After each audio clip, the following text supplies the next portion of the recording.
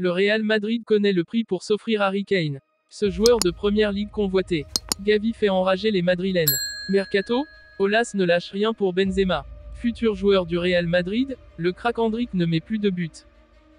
En fin de contrat à l'issue de la saison 2023 à 24, Harry Kane est suivi par les plus grands clubs européens, dont le Real Madrid.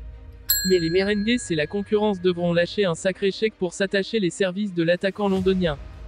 Tottenham s'est toujours montré difficile en affaires.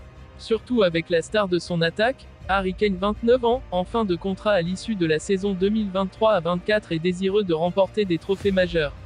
Auteur de 26 buts et 7 passes décisives en 46 matchs toutes compétitions confondues depuis le début de la saison, l'international anglais a gagné le statut de meilleur buteur de l'histoire du club, dépassant la barre mythique des 266 réalisations de Jimmy Greaves, avec 270 buts. Courtisé par le Real Madrid, Manchester United, ou encore le Bayern Munich, Harry Kane est pourtant loin d'être parti de Tottenham. Les Spurs ont un plan pour garder leur joyau d'attaque et exigeraient 100 millions de livres sterling, en un seul paiement initial, pour envisager de vendre Harry Kane cet été, selon les dernières informations du Times. De quoi dissuader les clubs de l'acheter, et notamment Manchester United. Le quotidien britannique ajoute que Tottenham ne veut pas vendre l'attaquant à un rival national et a rejeté une offre de Manchester City en 2021, d'un montant proche des 100 millions demandés. Le Real Madrid semble donc le mieux placé dans ce dossier, même si le Bayern Munich, voire le PSG, peuvent être à l'affût. Kane prévoit de discuter de son avenir avec son club à la fin de la saison et n'écarte aucune option. En effet, si l'option d'un départ prend de plus en plus d'ampleur, Tottenham envisage de le persuader de prolonger son contrat s'il se dirige vers une sortie libre l'été prochain. Le Times ajoute d'ailleurs que Kane est ouvert à la reprise des négociations contractuelles avec les Spurs. Rien n'est encore fait pour l'instant, mais la concurrence va devoir préparer un plan solide pour s'attacher les services de l'attaquant londonien. Le Real Madrid prépare son mercato estival et multiplie les observations. Cette fois, c'est un joueur évoluant en première ligue sous les couleurs de Brighton qui fait l'objet d'une surveillance. Le Real Madrid prépare son prochain mercato estival. De nombreuses pistes sont évaluées en interne. Dernière en date, celle menant Kaoru Mitoma est apparue selon des informations de Goal. L'international japonais qui évolue à Brighton pourrait faire l'objet d'une offre dans les prochains mois de la part du club espagnol, croit savoir le média britannique. Âgé de 25 ans, Kaoru Mitoma est sous contrat jusqu'en juin 2025 avec les Seagulls. Outre le Real Madrid, Manchester City, Arsenal, ou encore Tottenham seraient également intéressés par le joueur nippon qui a inscrit 6 buts et délivré 4 passes décisives cette saison en 20 apparitions en Première Ligue. Sa valeur est estimée à 22 millions d'euros par Transfermarkt. Ce n'est un secret pour personne, Jean-Michel Aulas, le président de l'OL, aimerait plus que tout que Karim Benzema, l'attaquant du Real Madrid, finisse sa carrière dans son club formateur. Pas simple, même si l'envie est là, forcément. Il en a donc remis une couche sur les ondes de RMC, assurant que le dossier Karim Benzema de retour à l'OL n'était pas achevé. Jean-Michel Aulas y croit toujours, du moins il s'accroche. Et comme le Français du Real Madrid n'a pas officiellement prolongé, il reste un espoir de le voir quitter la capitale espagnole l'été prochain. J'y rêve tous les jours, mais c'est compliqué. On va essayer. Plus il réussit au Real Madrid, je regardais hier le match contre le Barça perdu 2-1. Certains ne l'ont pas trouvé au meilleur de sa forme, moi je l'ai trouvé très bon. Si on avait la possibilité et une toute petite chance de pouvoir le faire revenir, on le ferait en prenant tous les risques. C'est plus qu'un potentiel, c'est un symbole. Les Madrilènes enragent contre Gavi, qui serait protégé par les arbitres selon eux. Une affaire qui commence à durer. Les Clásicos sont toujours source de tensions et de polémiques. Friands de débats enflammés et de confrontations, les médias espagnols, et surtout les pro-Madrid, s'en donnent à cœur joie depuis hier et cette victoire catalane. Si les troupes de Carlo Ancelotti ont été assez inférieures dans le jeu, il y a plusieurs faits de match qui passent mal, comme ce but annulé à Asensio pour un hors-jeu de quelques centimètres. Mais s'il y a un homme qui cristallise les tensions, c'est Gavi.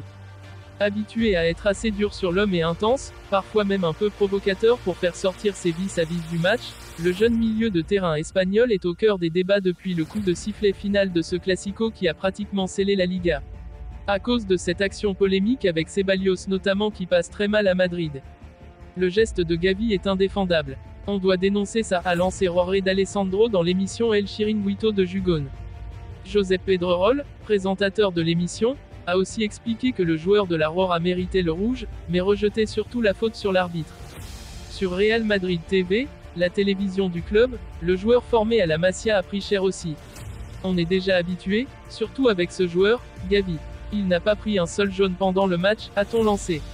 Ogdiario évoque de son côté un Gavi intouchable. L'arbitre favorise encore le Real Madrid et punit le Real Madrid, un but annulé et une agression pardonnée à Gavi, écrit pour sa part Bernabéu Digital, autre site de fans madrilène assez important. Depuis plusieurs semaines déjà, les supporters et les médias pro-Madrid dénoncent que le joueur est protégé par les arbitres, et qu'il peut plus ou moins tout faire sur le terrain sans être sanctionné. Vous l'aurez compris, si Pedri est par exemple plutôt apprécié à Madrid, ce n'est clairement pas le cas de son coéquipier et compatriote. Présenté comme un phénomène, le jeune attaquant brésilien Endrick, 16 ans, rejoindra le Real Madrid à l'été 2024 pour une petite fortune. Mais à un peu plus d'un an de son arrivée en Europe, le joueur de Palmeiras connaît une période de disette qui lui vaut déjà des critiques. 16 ans et déjà sous les projecteurs du monde entier, Endrick, nouvelle pépite du football brésilien préempté par le Real Madrid, est déjà critiqué pour n'avoir pas marqué le moindre but depuis le début de la saison brésilienne, en janvier. Il doit gérer une pression monstre. Il marquera en temps voulu, a rétorqué Abel Ferreira, son entraîneur portugais à Palmeiras, visiblement excédé par les questions insistantes des journalistes sur le manque d'efficacité de son jeune joueur.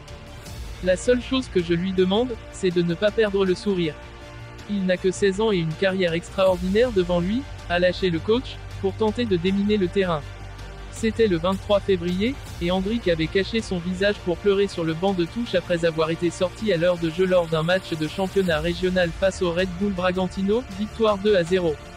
En décembre, le Real a acheté cet espoir du football mondial pour 72 millions d'euros, selon la presse brésilienne, mais pour respecter le règlement de la FIFA sur les transferts internationaux, Endrick devra rester à Palmeiras jusqu'à ses 18 ans, en juillet 2024. Son dernier but remonte à bientôt 5 mois, le 2 novembre, face à Fortaleza, pour le compte du championnat brésilien, qu'il a remporté avec Palmeiras, son club formateur. Depuis, le jeune prodige n'a toujours pas fait trembler les filets, alors qu'il a joué 12 matchs, 731 minutes dont 9 comme titulaire. Sa saison a débuté le 28 janvier, lors de la Supercoupe du Brésil remportée par Palmeiras face à Flamengo. Il a également joué des matchs du championnat régional de l'État de São Paulo. Le championnat national ne débute qu'à la mi-avril. J'essaie de gagner en confiance, ce n'est pas facile d'être chez les pros, je dois m'adapter. Je n'ai pas peur, je veux regarder de l'avant, avait-il déclaré après avoir soulevé le trophée de la Supercoupe. Quand le Real a annoncé son recrutement, le 15 décembre, Endrick n'avait que 7 matchs professionnels dans les jambes. Ses débuts avaient été plutôt prometteurs, avec 3 buts marqués alors qu'il n'avait été titulaire que 3 fois, jouant 306 minutes. Mais cela restait loin des statistiques impressionnantes qu'il a affichées dans des catégories de jeunes, avec 161 buts en 188 matchs, amicaux compris.